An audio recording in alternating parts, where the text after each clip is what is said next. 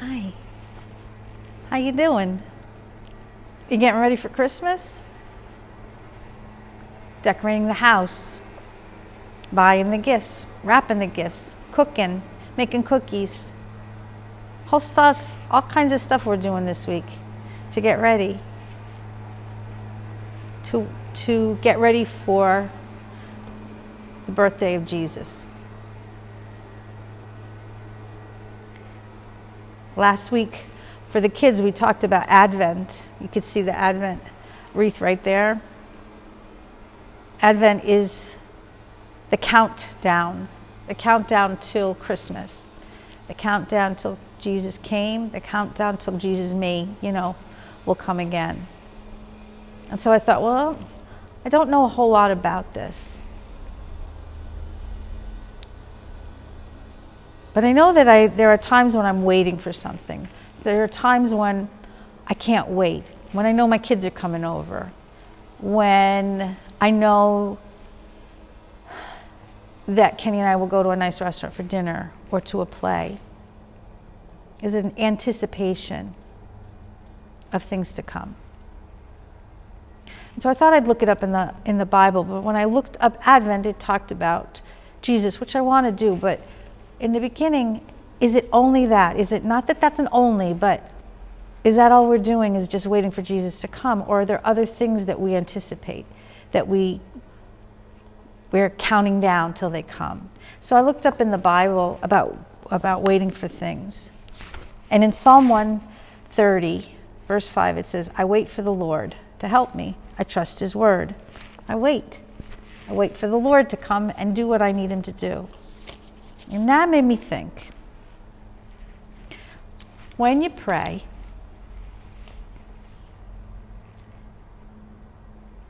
it doesn't happen right away. When I prayed for Kenny to get better, it's not like poof, he jumped up. Although stuff did happen right away. But getting out of the hospital. When Colleen was in the hospital and she was getting a little bit better and we were waiting for the day she could come home. She couldn't come home right away, and one of the reasons was because she was still on oxygen. So that when she could come home, she didn't need the oxygen. So here's the thing. We were waiting, but God had more plans. He had to make her even better. So we're waiting. We're waiting for things to be perfect. But in the meantime, we're waiting for other things. We're waiting for the birthday party that we're going to go to in a couple days. We're waiting for our own birthday. We're waiting for our kids to come home. We're waiting for Mom to come home from work so she can make dinner. There's a lot of Advents going on. In the Bible, in Psalm 130, verse 5, it says, I wait for the Lord to help me. I trust his word. Meaning, I'm going to wait. It's going to happen. Colleen's going to come home from the hospital. 1 John chapter 3, verse 2. Dear friends, now we are children of God. We have not yet been shown what we will be in the future, but we know when Christ comes again, we will be like him. We will see him as he really is. We're waiting for Jesus to come so we can see him. A lot of waiting. Romans 12, verse 12. Be joyful because you have hope. And that's what it is. Hope is the ability to wait and want something good to happen. All right. So what does that have to do with Advent? What does that have to do with our own lives? I think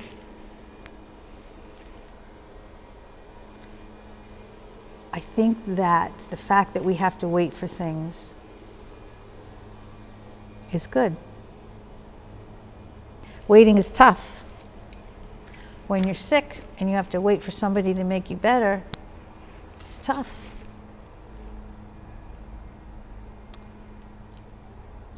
When you take an exam at school and you don't know whether you passed it or not, you gotta wait. It's kind of hard.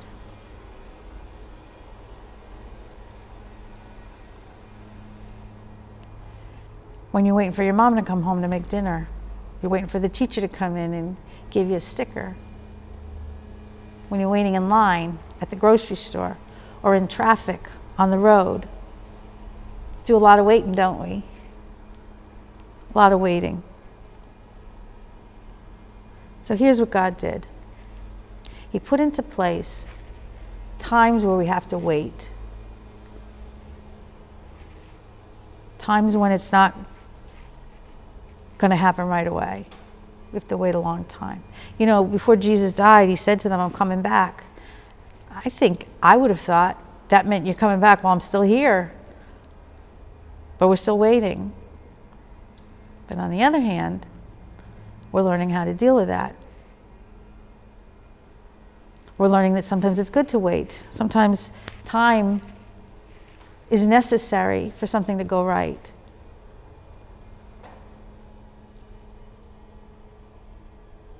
My kids got sick.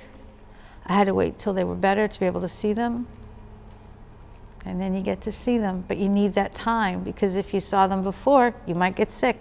Does this make sense? So right now, in the church, we're in a period of waiting. We're waiting to celebrate that Jesus was born as a baby. And we're also waiting for Jesus to come back as an adult. But we're used to waiting. We're learning how to do it. Kids in school are waiting and are learning how to stand in line. That's waiting. Maybe it's patience. Maybe God's teaching us patience by having to wait for things. So maybe what we can learn from Advent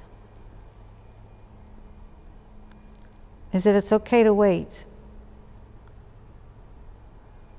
Maybe it will help us when we're waiting for Christmas to come, or we're waiting for our child to be well again, or we're waiting for a friend to call. Maybe God's trying to help us through this. Honestly, I think that's what God does. I think he just puts us here and says, learn. Everything we do is a learning thing. Another step. Nothing's perfect. And we're allowed to not be perfect. We can just keep learning. And one of the ways to learn is to wait. Wait, learn how to wait patiently, knowing that good things are coming. But in the meantime, we can decorate. We can light candles every week. We can open the little boxes on our Advent calendar and take out the chocolate.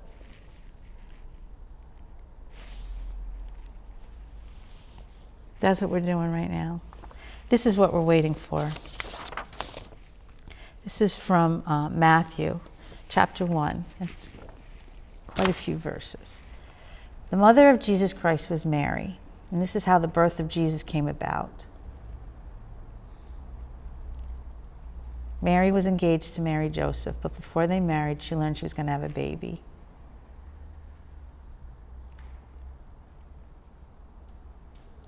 An angel of the Lord came to Joseph and said, "Don't be afraid to take Mary as your wife.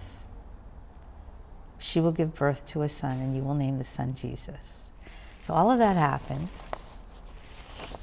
and they got married.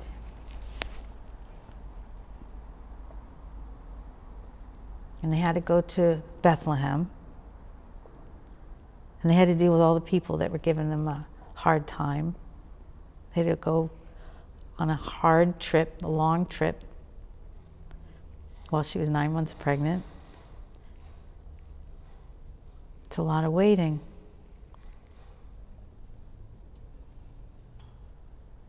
Mary did it. Joseph did it.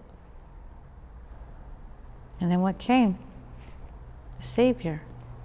This guy who grew up, took the punishment for us, taught us so much and so well. We're still teaching it now. We're still learning it now.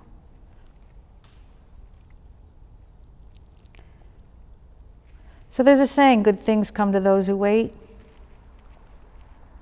That's what we're doing. We're waiting for the good things. And maybe we're waiting to get past the rough things. So, this week, when you're waiting to hear whether you got an A on your paper or not, or when you're sitting in traffic, or when you're at the store waiting for a very long time to get your groceries, you think about it. God sets it up. So we learn how to wait, and we get through it, and we get what we need. So maybe Jesus as a man is not going to come this year. But he's still here. He's still with us. And he's still teaching us. So, waiting can be a good thing.